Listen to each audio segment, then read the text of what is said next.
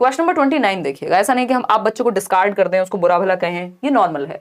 Which of the following statement about emotion and cognition is correct. बहुत ही अच्छा question बनाया है इन्होंने ये संवेग और संज्ञान के विषय में।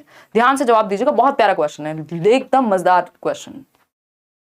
11 क्वेश्चन दोबारा बता देंगे बनवाल, टेंशन ही नहीं लेने का है आपको, है ना। हम 6 बार बताएंगे, कोई दिक्कत नहीं है, आप बस समस्या बताइए, समाधान हमारे पास होगा, है ना। देखिएगा, हाँ एग्जाम सिटी अलॉटेड नहीं है अभी, तो अभी आया नहीं है फिर साहिबू, अभी रुक जाइए, पेपर से पहले ही पता लगेगा फिर आपको। I am a huge fan of yours, please bless me for exam, love you ma'am, thank you so much. स्तुति मेरी तरफ से तो यार आप सभी को बहुत ही ज्यादा शुभकामनाएं, बिल्कुल जितना डीप हो सकती हैं भावनाएं उतनी डीप भावनाओं के साथ, शब्द नहीं होते मेरे पास, इमोशनल हो गई मैं। देखो इमोशन एंड कॉग्निशन, देख लो इमोशनल होने पे इमोशंस की बात हो रही है, यानी संवेग और संज्ञान के बारे में। यानी कॉग्निशन क्या है, हमारे दिमाग से जुड़ी हुई चीजें। इमोशन क्या है, जो हमारे संवेग हैं, हमारी भावनाएं हैं, हम कैसे महसूस करते हैं किसी चीज के बारे में। फियर, एंगर और लव, लव किसके साथ रह रही हूं मैं, है? देखिएगा क्षेत्रीय प्रभाव आ गया कहीं से। तो फियर, एंगर और लव की अगर हम बात कर रहे हैं तो फियर मतलब भय, एंगर मतलब क्रोध, भय, क्रोध और प्रेम, ये 3 बचपन से जन्म से होते हैं, ऐसा वॉटसन कहते हैं, पहले पूछा जा चुका है सीटेट में। ये जो 3 इमोशंस हैं ये बाय बर्थ होते हैं बच्चे में, ठीक है ना। अब हम बात कर रहे हैं कि attention span remains unaltered by any kind of emotions, यानी किसी भी प्रकार के संवेगों से ध्यान अवधि अपरिवर्तित रहती है। यहाँ तो रोज लोग आते हैं बैचेस में भी, कमेंट्स में भी, रोते हुए, हाय रे ब्रेकअप हो गया, ध्यान नहीं लग रहा पढ़ाई में। अगर किसी भी इमोशन से आपकी अटेंशन प्रभावित ही नहीं होती तो फिर तो ये सिचुएशन आती ही नहीं। अगर आप बहुत स्ट्रेस में हैं तो ध्यान नहीं लगा पाते, सिंपल है। कोई घटना घट गई है, कुछ बात हो गई है तो आप नहीं, आपकी अटेंशन होता है, आप इवन गायब हो जाते हैं बीच में, तो पूछा जाता है भाई कहाँ हो, है ना। ये बात तो क्लियर है। और अगर हम बात करें, हाँ कर सकते हो अमीनुल, उससे कोई दिक्कत नहीं है। अगर हम बात करें बी ऑप्शन की, emotions and logical thinking are independent of each other. भाई जो संवेग और तार्किक सोच है वो एक दूसरे से स्वतंत्र हैं, ऐसा थोड़ी होता है। अगर आप बहुत ज्यादा इमोशंस आप पे हावी हैं तो आप लॉजिकल थिंकिंग आपकी बैंड बच जाती है, लॉजिकल थिंकिंग की नीचे चली जाती है, इमोशंस ऊपर चले जाते हैं, हावी हो जाते हैं, और जो लॉजिकल थिंकिंग है वो नीचे रह जाती है। तो ऐसा नहीं है, प्रभावित करती हैं चीजें। जो इमोशंस और कॉग्निशन इंडिपेंडेंट सिर्फ एक व्यक्ति के अकॉर्डिंग है, वो है ज़ेज़ोंग। जब तक ज़ेज़ोंग नाम ना लिखा हो आप इंडिपेंडेंट नहीं कहेंगे, ये इंटर रिलेटेड होते हैं, बाय डायरेक्शनल रिलेशन है इनका, द्विदिशीय, यानी दोनों एक दूसरे को प्रभावित करते हैं, आपका दिमाग और आपके इमोशन दोनों, संज्ञान यानी कॉग्निशन और इमोशन दोनों। Emotions facilitate the encoding and retrieval of memories, यानी संवेग स्मृतियों के कूटलेखन और पुनर्प्राप्ति को सुसाध्य करते हैं। गलत जवाब दे रहे हो सरकार, बी ऑप्शन गलत है एकदम, जो 53% लोग कूद कूद के कह रहे हैं।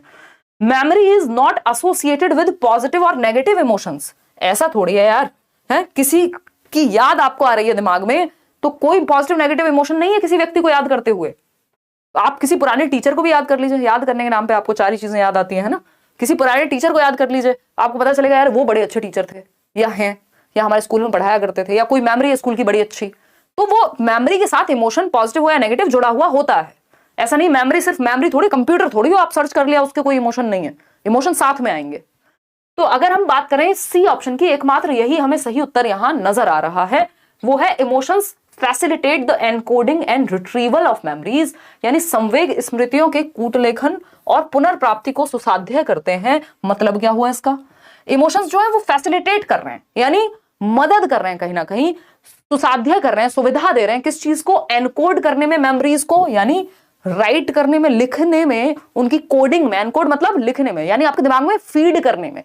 अगर आपके इमोशंस बहुत हाई हैं किसी चीज को, किसी चीज के प्रति, किसी इंसान के प्रति, है ना, किसी मैच के प्रति, तो वो मैच आप भूलते नहीं है। क्यों? क्योंकि आपकी मेमोरी में वो बहुत तेजी से एनकोड हो गया, बहुत ही अच्छे लेवल पे, बहुत ही बेहतर तरीके से। क्यों? क्योंकि इमोशंस, ठीक है ना, या तो बहुत ज्यादा नेगेटिव एक्सपीरियंस या बहुत ज्यादा पॉजिटिव एक्सपीरियंस, दोनों ही भूलते नहीं है आप। क्यों? क्योंकि मेमोरी के एनकोडिंग में इमोशंस हेल्प कर रहे हैं।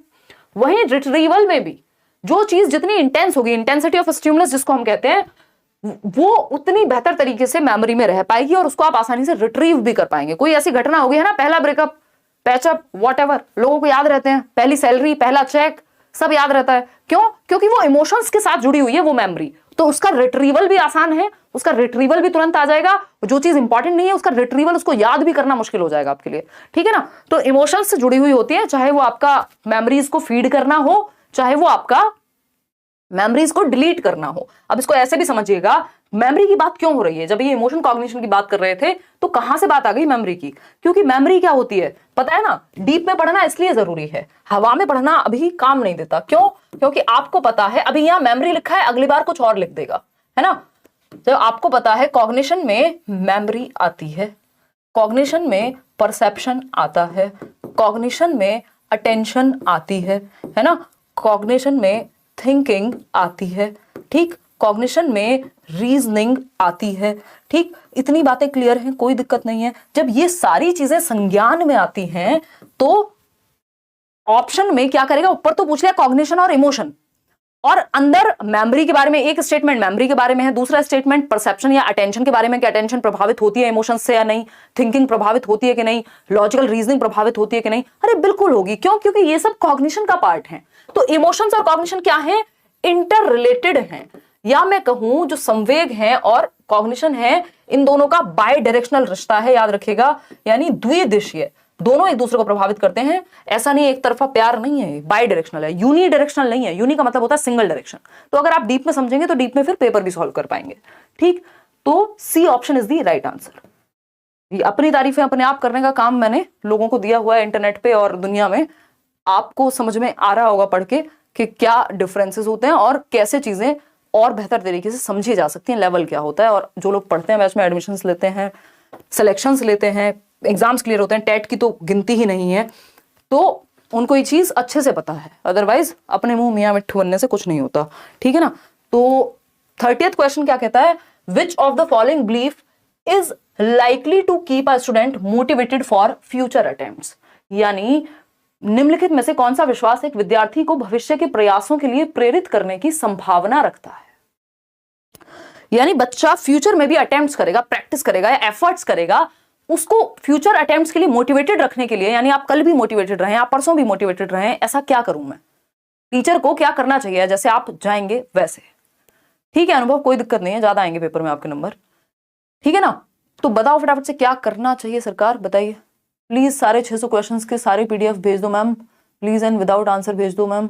एंड आपकी वजह से 110 प्लस आ रहे हैं, प्लीज रिवीजन करना है प्लीज। अनमोल इतनी बार प्लीज कह दिया ना, मेरे आंसू ही आ गए। अनमोल मैं इतनी व्यस्त हूं ना अभी कि मैंने, आप टेलीग्राम पे सर्च कर लीजिए, मतलब ढूंढ लीजिए, बहुत सारे मैंने पीडीएफ्स आपको दिए हुए होंगे, उनमें से बहुत सारे मॉक टेस्ट भी करियर विल पे डले हुए होंगे। और अभी मैं तुरंत तो आपको नहीं दे पाऊंगी 600 के 600 क्वेश्चंस के आंसर्स, क्योंकि उसमें समय लगेगा। उससे ज़्यादा बेहतर है कि मैं वो समय आपकी मैराथन तैयार करने में लगा दूं और आपके साथ वो डिस्कस कर लूं, क्योंकि ये वीडियोस तो 600 क्वेश्चंस की मैंने दी हुई है ना आपको ऑनलाइन पेपर एनालिसिस में, अगर आप प्लेलिस्ट में देखेंगे तो वो आप थोड़ा सा उस पर अभी के लिए मैनेज कर लीजिए, जैसे ही समय लगेगा मैं करा दूंगी।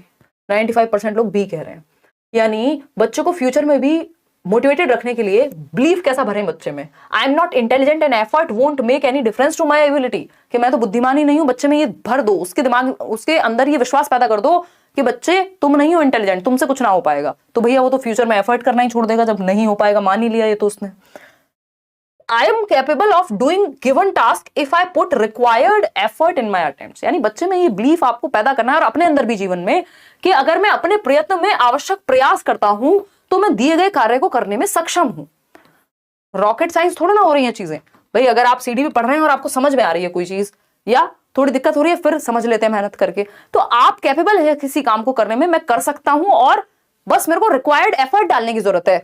जितनी मेहनत करने की जरूरत है उससे ज्यादा मेहनत मैं करूंगा तो कैसे नहीं केवीएस क्लियर होगा या कैसे नहीं सीटेट क्लियर होगा, है ना। जब मुझे क्वेश्चन समझ में आते हैं, टीचर पढ़ा के जाए मेरे को समझ में आता है, मान लीजिए सभी टीचर का नहीं तो किन्हीं 2 4 6 का किसी का तो आता होगा, तो इसका मतलब बस एफर्ट ज्यादा पुट करने की जरूरत है, क्षमता मेरे में है, ये मानना चाहिए व्यक्ति को, और क्षमता को बढ़ाया जा सकता है। एबिलिटी इज इंक्रीमेंटल, ठीक है ना। I am an unlucky person and my luck never favours. अब ये फालतू बातों पे अगर आपका ध्यान होगा कि मैं तो बड़ा अनलकी हूं, तो लक चेंज कर देंगे आप, नहीं, वो लक स्कोजी पहनने से तो नहीं होगा, पहन के चलो, है ना, फालतू बातें हो जाएंगी। तो अनलकी मतलब लक और अनलक अगर कुछ एग्जिस्ट भी करता है तो वो आपके कंट्रोलेबल फैक्टर्स नहीं है। 2 तरह के फैक्टर्स हैं, एक कंट्रोलेबल, एक दूसरा है अनकंट्रोलेबल। जिसको आप कंट्रोल नहीं कर सकते उस पर फोकस करने का कोई पॉइंट नहीं है, ये हम सिखाते हैं एजुकेशनल साइकोलॉजी में, और आपको भी ध्यान रखना है कि हम ये रोते रहे हाय रे सीटेट वालों को बाहर निकाल दिया, अब उसके बहुत सारे रीजंस हैं। डी ऑप्शन है I lack the ability to do well in science and it is beyond my control, यानी मेरे में तो क्षमता ही नहीं है भैया साइंस की। ऐसा नहीं है, आपकी शायद बेसिक्स क्लियर ना हो, अगर आप बेसिक्स पे जाके पढ़ेंगे तो वो साइंस भी आपको समझ में आएगा। तो बी ऑप्शन एकमात्र सही और पॉजिटिव उत्तर है जो कहता है कि मैं अगर अटेम्प्ट करूं, मैं मेहनत करूं, मैं सही एफर्ट दूं तो मैं सीख सकता हूं।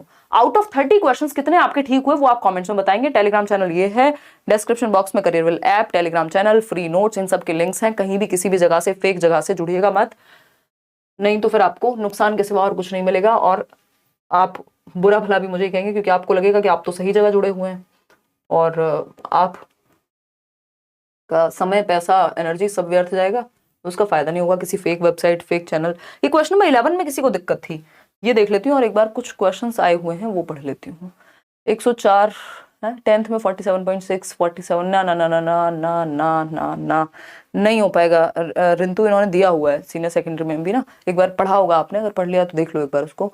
मैम रिवीजन कैसे कहाँ से करें मैम, करियर पर भी हूँ, पेपर उनमें आई एम कंफ्यूज। राहुल जो मैराथन होंगी सिर्फ उनसे रिवीजन कर लो, जो नोट्स दिए हैं उनसे रिवीजन कर लो, और अगर पहले से कुछ बनाया है तो उनसे भी, उनको भी उठा के देख लो, उन नोट्स को भी। नया मत बहुत ज्यादा के चक्कर में पढ़ो, मतलब अगर देख रहे हो तो ऐसे व्यक्ति के थ्रू, जैसे हम मैराथन में करेंगे डिस्कशन तो आपको समझ में आएगा, कहानी की तरह बातें चल रही हैं, आप अकेले नहीं पढ़ रहे हैं, मैं आपके साथ हूँ उसमें। तो मैराथन सेशंस, नोट्स और आपका प्रीवियस ईयर, इन्हीं चीजों का बार बार प्रयोग करना है, जिनसे आप, जिन रिसोर्सेज आपने पढ़ा है उन्हीं रिसोर्सेज का प्रयोग करना है। भाई पोल देने के कहाँ चले गए थे, सो गए थे, क्वेश्चन चल रहा था, कहाँ रहते कहाँ हो तुम, पता मतलब कहाँ थे तुम, तो यहाँ बैठे हो प्रेजेंट, और चलाओ कंप्यूटर तुम, और चलाओ फोन, तुम्हारी प्रेजेंस ऑफ माइंड नल बटे सन्नाटा हो जाएगी इसी तरह से। हम तो कहते हैं, मम्मी कहती हैं सारी समस्याएं किसकी वजह से हैं, फोन की वजह से हैं। देखिएगा चाइल्ड सेंटर्ड एजुकेशन की जब हम बात करें तो लर्निंग मुख्य रूप से चाइल्ड सेंटर्ड एजुकेशन में कैसे होगी, इससे आसान क्वेश्चन दुनिया में नहीं है, और ये किसी को मुश्किल लग रहा है, कमाल कर दिया आपने है? देखिएगा अगर हम बात करते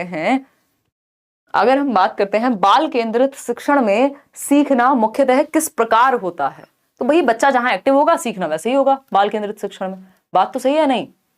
पोल वाली दीदी को भी जय बोलो। आज पोल वाली दीदी नहीं है, भैया हैं आज। भैया हमें बहुत अच्छा लगता है, हम अपने पावर्स का गलत इस्तेमाल करते हैं जब छोटे भाई की डांट लगाने में, है कैसा लगता है तुम्हें?